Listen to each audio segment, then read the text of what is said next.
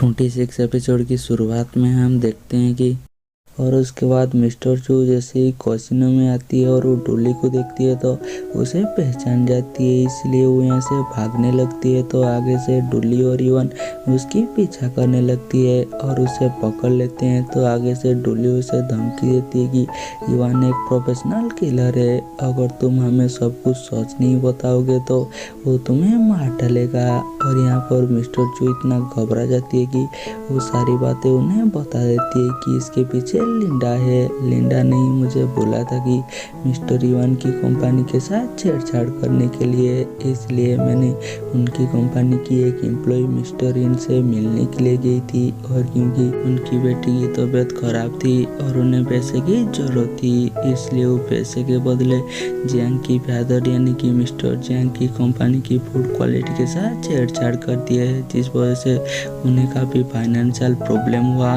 और बाद में अमेज़न ने अक्वायर कर लिया और वो प्रूफ के हिसाब से उस टाइम पर लिंडा ने उसे जो पैसा भेजा था उसकी एक रसीद दिखाती है। तो आगे से डोली पूछती है कि क्या लिंडा के पीछे भी कोई है। तो आगे से मिस्टर चो बोलती है कि मुझे इसके बारे में पता नहीं है, लेकिन लिंडा जब भी बात करती है तो वो हम कर बात करती है, इसलिए डोली लिंडा से मिलने के लिए जाती है और उसे पूछती है कि तुम्हारे पीछे कौन है, क्योंकि मिस्टर चू ने मुझे सारी बातें बता दिया।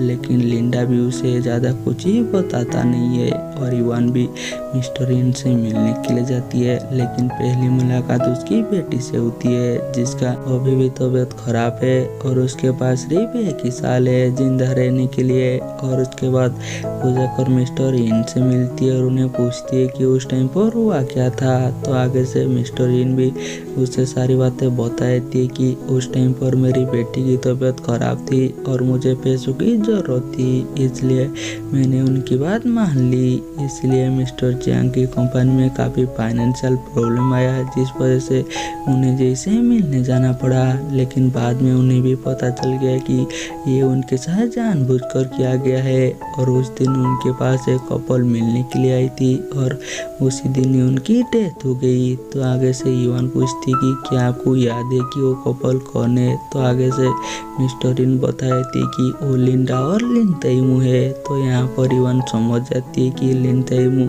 इसलिए उसकी ऑफिस में आई है ताकि वो जियांग के ऊपर नजर रख सके, ताकि वो अपनी फादर की डेथ के बारे में इनविटेशन ना कर सके। और उसके बाद क्वीना जियांग की पूरी टीम को अपने ऑफिस में बुलाती है और उन्हें बताती है कि तुम्हारा टीम का कोई भी लीडर नहीं है, इसलिए मैं अब से जियांग को तुम्हारा टीम का लीडर बनाती हूँ। जो बात है कि सिनसिन को तो पसंद नहीं आती, फिर भी वो कुछ भी बोल ही नहीं पाता। और ये बात जब लिन तैमू को पता चलती है तो वो सिनसिन को अपने ऑफिस में बुलाती है और उसे बताती है कि अगर मुझे कुछ चीज़ चाहिए होता तो मैं उसके लिए ज़रूर लड़ता। और ऐसे भी आज जियांग मिस्टर वांग से मिलने के लिए जाती है, लेकिन मिस्टर वांग को अपार्टमेंट करने के बाद जो कोई भी लेट होता उन्हें बिल्कुल भी अच्छा नहीं लगता, इसलिए सिनसिन जाकर जियांग को टूटा हुआ लिफ्ट में फंसा देती है। और जियांग लिफ्ट से फंसने से पहले वो इवान से बात कर रही होती है। तो आगे से इवान को भी पता चल जाती है कि जियांग मुसीबत में है। और जियांग जब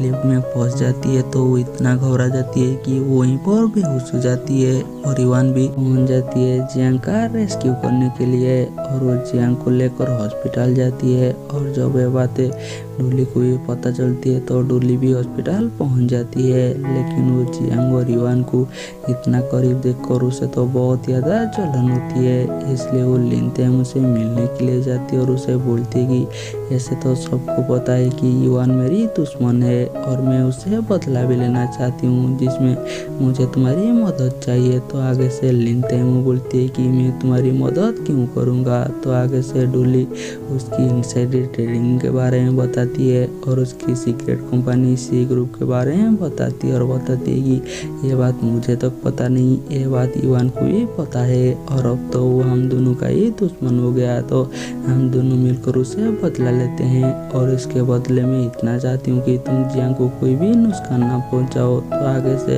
लिन तैमू ये बातें मान लेती है। और अगली सुबह जैसे ही जियांग उठती है तो इवान उसे बता देती है कि तुम्हारे साथ जो हादसा हुआ वो एक एक्सीडेंट नहीं था, उसे जानबूझकर कराया गया था। उसे करने वाला और कोई नहीं, तुम्हारी कॉलीग सिनसिन है। और ये सुनकर जियांग तो और भी ज़्यादा अपसेट हो जाती है और वो जैसे ही ऑफिस में जाती है तो आगे से सिनसिन आकर जियांग से बात करने की कोशिश करती है, लेकिन जियांग तो उसके ऊपर गुस्सा होती है। तो अभी कोई ना आकर उन दोनों को अपने ऑफिस में बुलाती है और वो सिनसिन को बोलती है कि मुझे पता है कि कल रात को तुमने ही जियांग को एलिवेटर में फंसा दिया था।